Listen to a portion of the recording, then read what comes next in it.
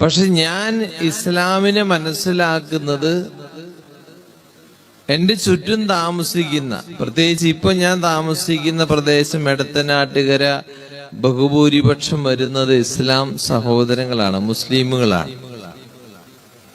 അവരുടെ ഇടയിൽ താമസിച്ചുകൊണ്ട് അവരുടെ ജീവിത രീതികളും എന്നോടും അല്ലെങ്കിൽ മറ്റുള്ള മതസ്ഥരോടുമുള്ള അവരുടെ മനോഭാവങ്ങളും അവരുടെ ജീവിത രീതികളും കണ്ടിട്ടാണ് മുസ്ലിം എന്താണ് അല്ലെങ്കിൽ ഇസ്ലാം എന്താണെന്ന് ഞാൻ മനസ്സിലാക്കുന്നത്.